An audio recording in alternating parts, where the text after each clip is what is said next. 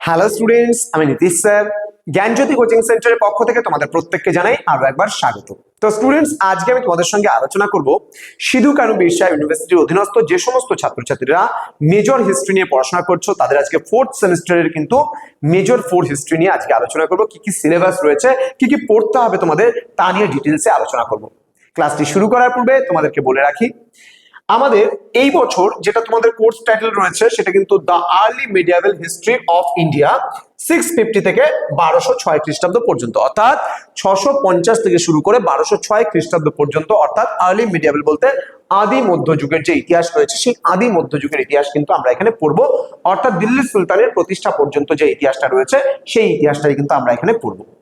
তো স্টুডেন্টস, এবার তোমাদের ফোর্থ সেমিস্টারের মেজর 6 হিস্ট্রি কিন্তু সিলেবাস যেটা রয়েছে সেটা যদি তোমরা ডিটেলসে জানতে চাও, তোমরা ক্লাসটা রেগুলারলি করতে চাও আমাদের কাছে এবং অনলাইনে অ্যাডমিশন নিতে চাও, তাহলে অবশ্যই যোগাযোগ করতে পারো আমাদের অফিসিয়াল নাম্বার 7076398606 নাম্বারে অথবা 6295916282 নাম্বারে। তোমাদের টোটাল কোর্স ফি মেজর পেপারের জন্য পুরো কোর্স ফি মাত্র 499 রুপিস, পুরো সেমিস্টারের কিন্তু কোর্স ফি। হ্যাঁ, 499 এসকেবি এর অধীনস্থ বিভিন্ন কলেজগুলোর স্টুডেন্টের যারা পড়তে চাও তাদের জন্য টোটাল কোর্স ফি পুরো 6 মাসের কোর্স ফি মাত্র 499।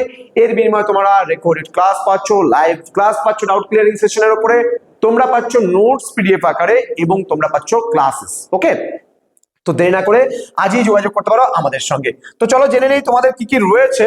এবার দেখো, প্রথমত যেটা আমরা থাকছে ইউনিট নাম্বার 1 এ, তোমরা দেখতে পাচ্ছ এখানে ইউনিট নাম্বার 1 আমি ডিটেইলসে আলোচনা করব। ইউনিট নাম্বার 1 এ তোমাদের রয়েছে, এখানে বলেছে ইউনিট 1 এ স্টাডিং আর্লি মিডিয়েভেল ইন্ডিয়া। এখানে স্টাডিং আর্লি মিডিয়েভেল ইন্ডিয়া কি আছে? Studying early medieval India sources and approaches. এবার বিভিন্ন উপাদানগুলো, আদি মধ্যযুগের মানে ইতিহাসের কোন কোন উপাদানগুলো রয়েছে সেগুলো তোমরা পড়বা।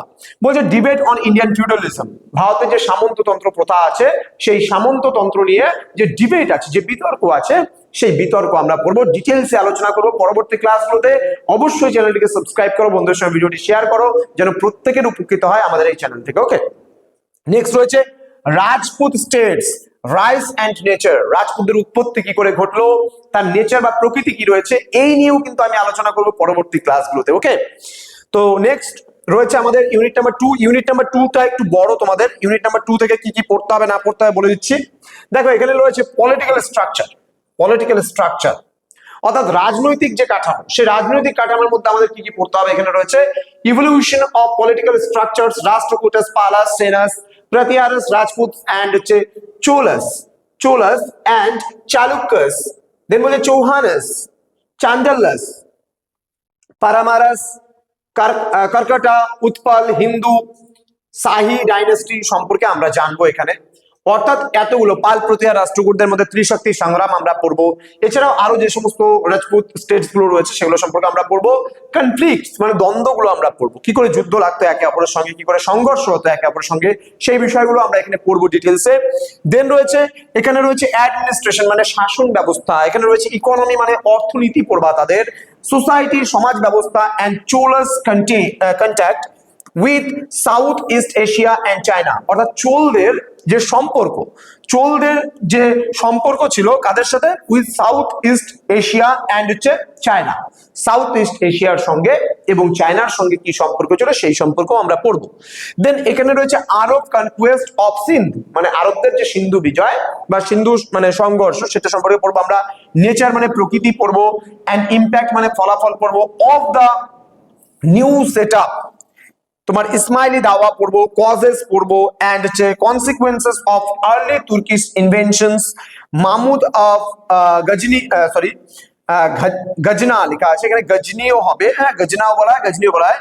দেন সাহাব উদ্দিন অফ ঘুর অর্থাৎ মোহাম্মদ ঘড়ি সম্পর্কেও কিন্তু আমরা এখানে ডিটেলসে পড়বো। এটা গেল ইউনিট নাম্বার 2 থেকে কি কি পড়বো তার ডিটেলস। এবার আমাদের চলে আসবে ইউনিট নাম্বার 3।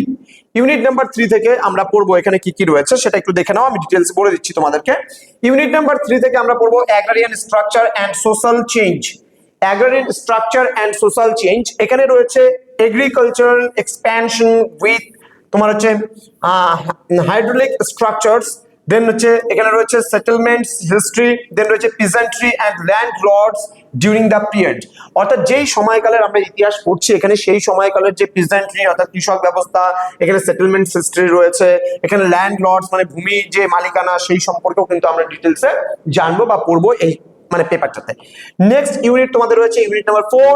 ইউনিট নাম্বার 4 এ রয়েছে এখানে ট্রেড সম্পর্কে কিছু পার্ট করব আমরা, এখানে ট্রেড এন্ড কমার্স, ওকে, বাণিজ্য সম্পর্কে আমরা জানবো।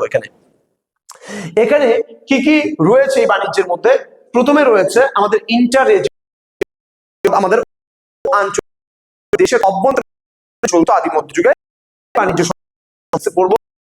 মেরিটাইম ট্রেড, মেরিটাইম বুঝি যে সাগরীয় বাণিজ্য সম্পর্কে আমরা কিন্তু ডিটেইলসে পড়ব।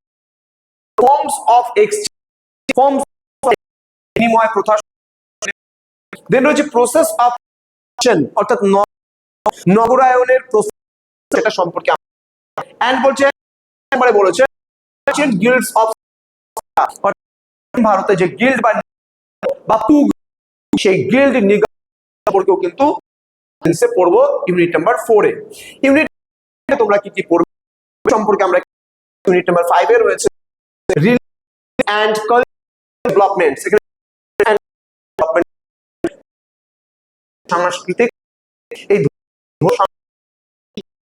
আমরা দেখে নেব ভক্তিবাদ, এখানে রয়েছে তান্ত্রিসিজম অর্থাৎ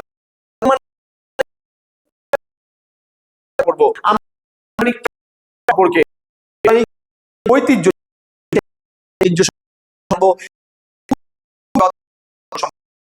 এন্ড জৈন আমরা এখানে পড়বো। দেন রয়েছে পপুলার রিলিজিয়াস কাল্ট, আরো যে অন্যান্য যে ধর্মগুলো ছিল সেই অন্যান্য ধর্মগুলো সম্পর্কেও কিন্তু আমরা ডিটেইলস এখানে পড়বো। দেন রয়েছে Islamic intellectual traditions Al Biruni and Al Hujwiri, ডিটেইলসে পড়বো। আমি সমস্ত কিছু তোমাদের ডিটেইলসে পড়াবো, কথা দিচ্ছি তোমরা অবশ্যই আমাদের এই চ্যানেলটিকে সাবস্ক্রাইব করে পাশে থাকা বেল আইকন অল প্রেস করে রাখো, যাতে নেক্সট টাইম থেকে যে ভিডিওগুলো আমাদের আসবে সেই ভিডিওগুলো সম্পর্কে যদি ক্লাসগুলো পেতে চাও তাহলে অবশ্যই আমাদের সঙ্গে তোমরা যোগাযোগ কিন্তু করবে এবং চ্যানেলটিকে সাবস্ক্রাইব করে বন্ধুদের সঙ্গে অবশ্যই শেয়ার করবে।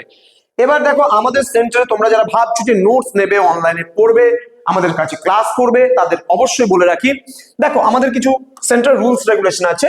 যদি নোটস নিতে চাও তাহলে পেমেন্ট করার কিন্তু 6 ঘন্টার মধ্যে কিন্তু নোটস দেওয়া হবে, একমাত্র রবিবার ছাড়া। রবিবারে আমাদের সেন্টার বন্ধ থাকে, রবিবার বাদ দিয়ে বাকি অন্য কোনো দিন তোমরা চাইলে পারে আমাদের সঙ্গে কন্ট্যাক্ট করে কিন্তু তোমরা পেমেন্ট করার 6 ঘন্টার মধ্যে সমস্ত কিছু কিন্তু পেয়ে যাচ্ছ।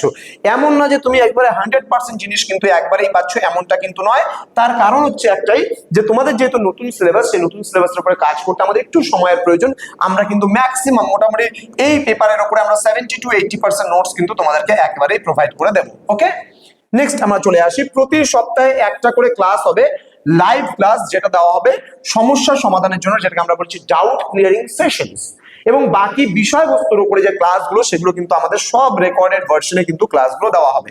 ওকে, সমস্ত ক্লাসগুলো দেওয়া হবে রেকর্ডেড ভার্সনে। ওকে, নেক্সট আমরা চলে আসবো কল করার সময় সকাল 11টা থেকে রাত্রে 9টা পর্যন্ত। সকাল 11টা থেকে তোমরা কল করা শুরু করতে পারো, রাত্রে 9টা পর্যন্ত তোমরা কল করতে পারো। তারপরে কিংবা 11টার আগে কিন্তু কখনোই কল করবে না, কারণ আমাদের অফিসিয়াল টাইম যেটা রয়েছে, আমাদের দুটো শিফটে কাজ চলে। একটা হচ্ছে সকাল বেলা 11টা থেকে শুরু হয় এবং বিকেল পর্যন্ত চলে, এবং সেই বিকেল থেকে শুরু করে আবার রাত্রে 9টা পর্যন্ত আমাদের অফিসিয়াল কাজকর্মগুলো চলে, কিন্তু তারপরে কিন্তু কোনো রকম ফোন পিক আপ করা হবে না।